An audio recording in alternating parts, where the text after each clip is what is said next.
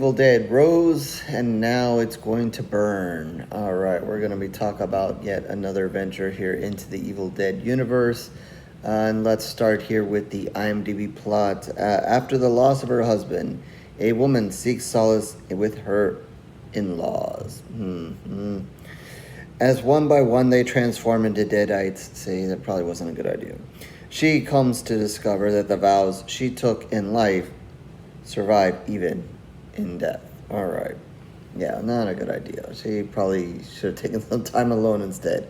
All right. Anyway, yes. Again, here we're in the Evil Dead universe. It has kind of caught a little fire here, and looks like we're going to get some more to come even after this one. So yeah, it's kind of crazy to see the Evil Dead be so impactful years later, but here we are. I argue all the time, is that a good thing or not? And I think I'll probably save that bit of conversation maybe towards the end here, or after I get into this a bit. So let's talk a little bit about this movie. It has a kind of similar opening to the previous one, where again we're in the lake and we kind of see a scene there. And I would say, the previous one had a definitely good opening there with the lake. And this one does too. Which one's better? I don't know. I'll let you guys kind of pick that out. But definitely fun times, and kind of a, another, Evil Dead is kind of just another, way to remind people that maybe going to a cabin in the woods, or, being in that kind of situation is not a good idea. Besides of the usual nature dangers, there's other stuff out there as well. So yeah, fun times as this one opened in a nice fishing scene. And then we kind of dive into, the main characters here. And as we see, there is a woman here, and her husband has just passed away. And, it's going to be a recurring thing, as the movie goes on. We'll see a little bit, kind of in these flashbacks, moments, and so forth, of the relationship between them. And, that's kind of a backstory here, but something that definitely is important and kind of plagues her, as she deals with this family, both in the normal reality, and then when kind of things kind of spiral and out of control, and, they start turning into deadites. So, we'll see flashbacks, and let's just say, the husband really wasn't a good person to her, and they had a rocky relationship, and, some of that was abuse and so forth. So, you can kind of see that, as you're watching the movie, and you kind of see that kind of backstory, and, you see them kind of painting the picture here of a woman who took a lot of abuse, and so forth, and, maybe is the underdog, or you're going to feel sorry for. But, then she didn't have the strength when he was alive to fight back. But I guess when her life is really on the line here, fighting these crazy, evil zombie-like things, she, has to fight back, and she has no other choice, and, really puts it to them. So you kind of see that kind of painted in there, as part of the story. And as it's going to go, you're going to see kind of, one family member after another family member after another family member kind of turn into a deadite, and take on those who aren't, and until, there's very few left. Obviously, she's going to be, no spoiler alert here, she's going to be, one of the ones that are surviving here towards the end, final girl status, if you want to give it to her. Um, as she battles them off and as they one by one become them. Um, you have, some interesting characters here. I think one that kind of plays up in a funny way and kind of fits into that, funny deadites role that we've seen in some of the other movies is the grandmother. Each of them, kind of have a tongue to them and whatever, which you'd expect. But I think, overall, there's a grandmother here who really can't do much for herself, but, she has a little bit of a tongue for herself before she even becomes a deadite. But then when she is, she does some funny stuff and definitely becomes an interesting one. Maybe in a weird way, we need a short, I don't know that you do a whole movie, but we could do a little maybe spin-off short on just grandma there because and grandma as a deadite because that was fun stuff. She had some fun moments there. So yeah, I mean, as far as talking about much about what goes on in this movie, I mean that kind of sums it up. Obviously, as kind of tying it into the universe here, we do see a little bit more further discussion about the professor, and obviously the book and the deadites in this one are very interested in a dagger that's in his stuff and in this house. So they kind of press one of the young men here in it. He was supposed to get rid of some stuff, but apparently didn't. So some of that stuff remains in the house, and that's why they come here, and that's why they are here, and that's really what they're after. So it's a constant fight to find this dagger, and that goes on throughout the movie, and so that's kind of your sort of connection to the other movies in a way, minus a few things. There's another thing or two. I'm not going to dive into that. We'll let you guys who haven't seen the movie kind of jump into that and catch that. Before I give thoughts, I should also say that there are some post-credit scenes as well. One which just seems like a little extra and a little fun, and the other might have a little bit more importance to what is coming next or might be teased for other stuff. So, pay attention to that if you have not seen the movie. I won't give away those two scenes either. So as far as the movie and what's going on here, when it comes to the Evil Dead, I'm all for it in terms of, you guys know I'm a blood and guts person, and there is constant fighting of the normal family members here and against the deadites here, and some very intense fighting, and that leads to very intense, painful moments. Some in which I'm all for dragging it on. Again, blood and guts and pain and all that kind of stuff. Kind of reminds me of Pinhead and so forth. How wonderful the suffering is and so forth. You kind of think that maybe some of these people should be dead sooner than they were. Obviously you don't want to, or they don't want to completely annihilate them because, most of them, once they kind of are dead, become deadites. So, they're not completely disassembled, I guess you should say. But, in some of the scenes and with some of the things going on, you would think that some of these characters might have been dead sooner or might just not even be able to move sooner than they were. Some of them kind of took quite a beating. There's one scene where there's just a constant fight going on, and it's, seems to be all over the place. And you're just wondering how, the one individual is still able to get up and still able to fight back. We have those moments where you think that maybe somebody's down for the count, but then they're not. Um, Fun stuff, but again, you kind of start to wonder, what is the pain tolerance of all these people?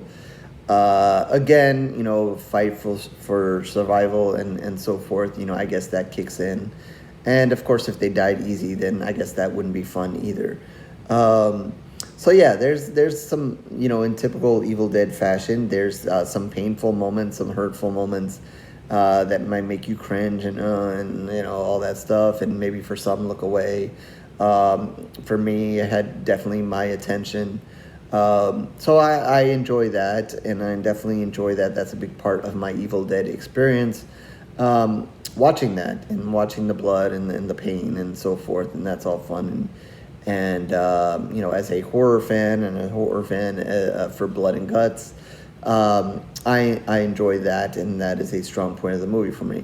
I'm gonna say, as far as the whole universe and connecting and whatever, I'm not totally concerned with that. And I think, as I said, probably maybe when they did the remake of Evil Dead, I'm probably not an Evil Dead fan as much as maybe some others. I know there are others that really, really love the original movies and so forth. I like them, but, like, I was not one that, I kind of originally caught them. I kind of saw them a little bit later. So maybe I don't, view them in the same way. So I don't get too caught up in, what is, the underlining storyline and this connection in the book and so forth. So I'm not too concerned about that. It is what it is. And, those who might, dive more into this universe can judge, where they're going and what they're doing and so forth. My only concern with that, and kind of, is, what I mentioned at the top, talking about, this being, we did the remake and now we're doing all these kind of sequels to that. My only concern is, where are we going with all this? Is it going to go somewhere meaningful at the end of the day? Or are we just, trying to make money by attaching the Evil Dead name on it? Because in some ways, this movie is much like the previous one. Again, a lot of pain and guts. You introduce some characters, put them through hell.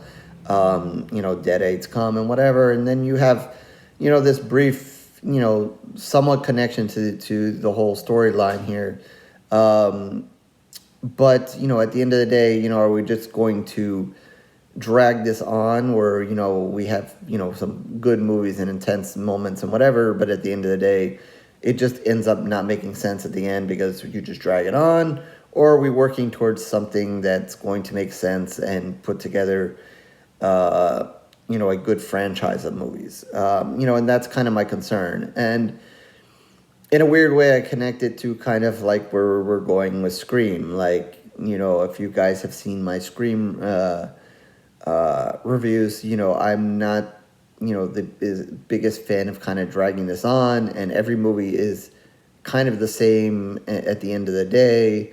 What are we really accomplishing? We're bringing back old characters and just dragging them along, and trying to introduce, okay, we introduce her daughter, blah, blah, but she's going to go through the same experience.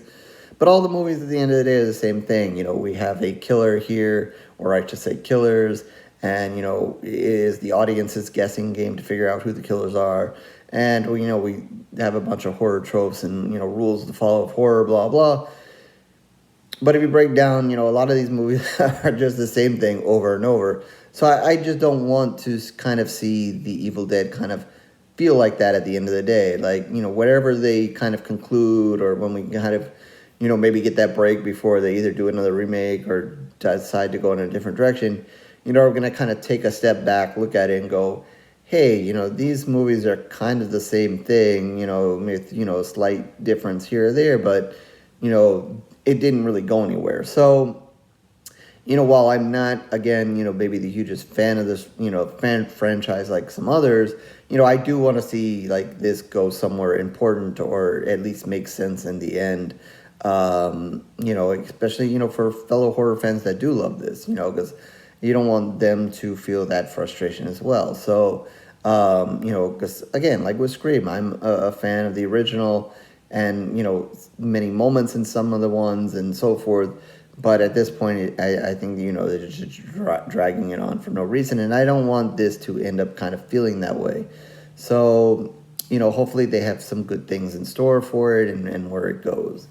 So with that, I know that the previous Evil Dead one ended up high on my list, and again because of the blood and guts, and I think this one might end up in the top 10 just because I am a fan of the blood and guts and a fan of what they did here, and there's probably not I would hope there's more, but I'm not gonna guess there's gonna be too many more movies that I see the rest of this year that are going to put characters through this kind of gauntlet of pain and guts and whatever, and be a good movie as well. Because we'll see some really bad movies that might slaughter their characters also in painful ways, but the overall movie just is terrible for one reason or the other.